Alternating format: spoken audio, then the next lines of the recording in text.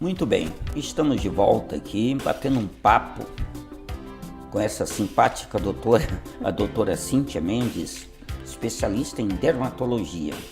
Muito importante, o especialista na vida da pessoa, aquele que domina a técnica. E a dermatologia nós sabemos que é uma área muito importante. Além de muitas vezes ter a doença da própria pele, mas também na própria pele pode haver manifestações de doenças internas do nosso organismo, que depois nós vamos bater um papo, que isso é muito importante. Muitas vezes a pele é o reflexo de algo interno que se passa dentro do nosso corpo. Mas, doutora Cíntia, e a pessoa que tem muita sudorese embaixo dos braços, na mão também pode ter efeito? Qual é o efeito da toxina botulínica nisso aí? Tem bom resultado? Tem bons resultados, então a toxina botulínica ela é capaz de paralisar a glândulazinha que produz o suor nesses locais. Então, para os casos de sudorese localizada, né, de hiperidrose localizada, como por exemplo nas axilas, nas mãos, nos pés, no couro cabeludo, algumas áreas do rosto. Quando a gente aplica no rosto também, a pessoa percebe que diminui o suor naquele local também. Então a toxina ela é capaz de fazer a paralisação da glândula que produz o suor. Então, nesses casos, para a sudorese, a gente observa uma duração maior da toxina. Então, e com bom resultado. Com bom resultado. Então, geralmente de 6 a 8 meses. Então, às vezes o paciente se incomoda mais no verão, por exemplo, né? Então, ele consegue fazer a aplicação da toxina, às vezes, uma vez por ano só, nesses casos, né, para hiperidrose. Isso. É uma aplicação única? Como é que ocorre a técnica? São vários embaixo pontinhos. do braço, por exemplo, vários pontinhos. Embaixo do braço, a gente faz um teste, né, que é um teste que é feito com iodo e com amido, e a gente demarca exatamente a área que existe a hiperidrose. E aí, em toda aquela área que ocorre a hiperidrose, é aplicado vários pontinhos da toxina. A aplicação é relativamente indolor, a gente passa anestésico, claro que o paciente às vezes sente um pouquinho, mas é bem suportável, tá? A gente tem algumas técnicas assim para disfarçar a dor, com um vibradorzinho, com um gelinho, então acaba sendo tranquilo. E aí fica sem suar aí por 6 a 8 meses. E é feito no mesmo dia as duas axilas? Sim, as duas axilas. Uhum. Isso foi uma terapêutica muito boa, né? Porque as pessoas antes tinham muita dificuldade. Sim, né? Cirurgia até teria que ser feita para corrigir isso. Isso já é um alívio muito grande. Isso, então, porque tem pessoas que não têm indicação de cirurgia, né? Porque não tem aquele suor tão excessivo, mas tem aquela coisa que atrapalha, né? Incomoda, às vezes limita para colocar uma roupa, né? Então a toxina ajuda bastante nesses casos. E na mão? Na mão porque também. Tem pessoas que têm muita. Na mão também dá para fazer. Das mãos. Tanto na mão quanto no pé. Na mão e no pé é um pouquinho mais doloridinho para fazer. Por causa da resistência, né?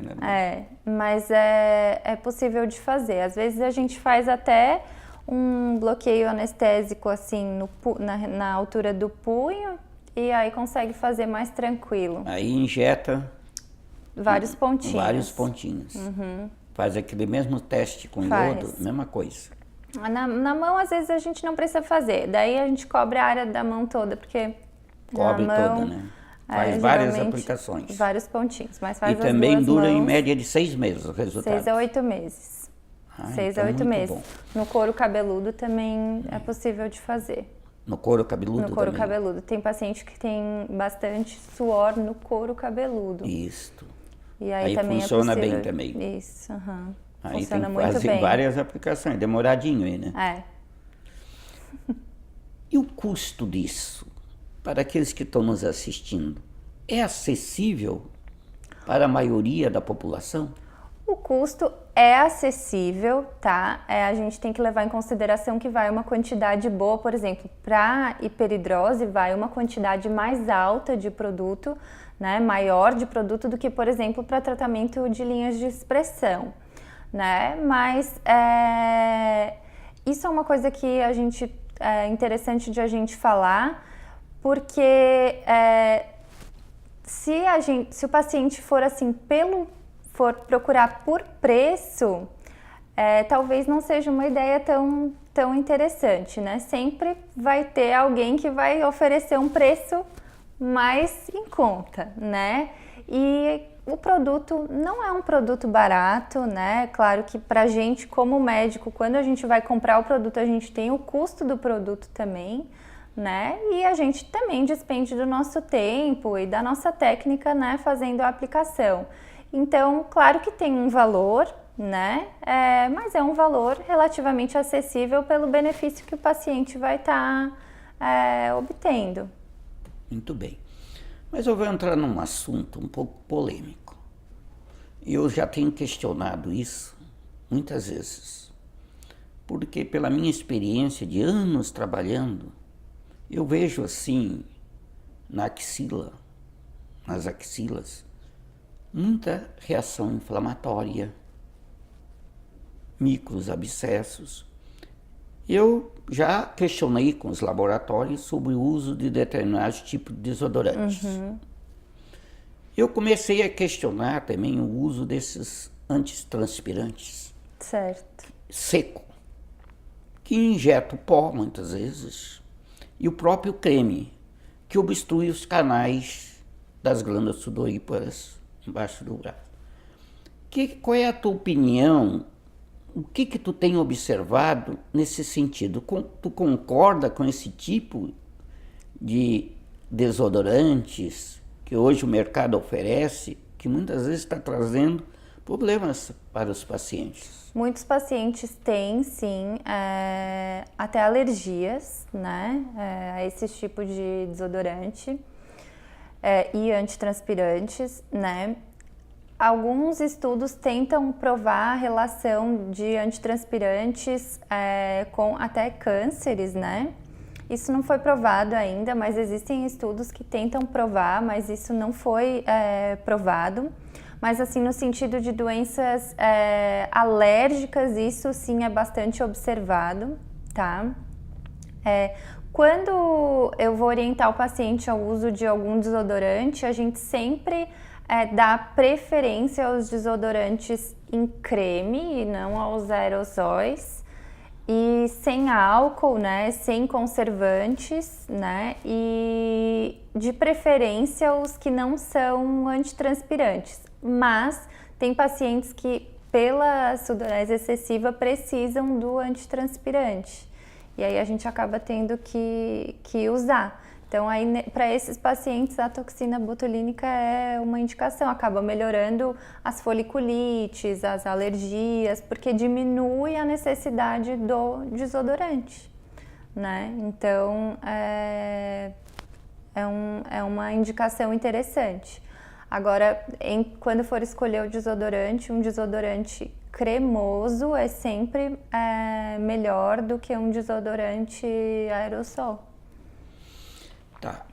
Outras técnicas na área estética existem.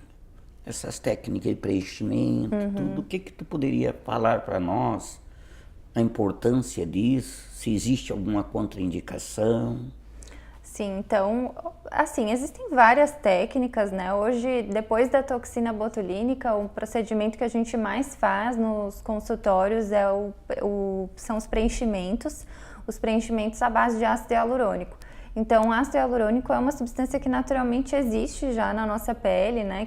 Que dá, assim, sustentação à nossa pele e a gente vai perdendo com o passar dos anos, né? Então, é possível repor um pouco desse volume que a gente vai perdendo, refazer, assim, alguns pontos de sustentação com a aplicação desse produto, né? Então, existem diferentes tipos de ácido hialurônico, com densidades diferentes que devem ser aplicados em diferentes locais, né? Então, é super importante que o médico que vai aplicar tenha conhecimento das tecnologias dos ácidos hialurônicos, né? Para saber exatamente aonde vai injetar cada tipo de ácido hialurônico, a quantidade, né, que vai ser injetada.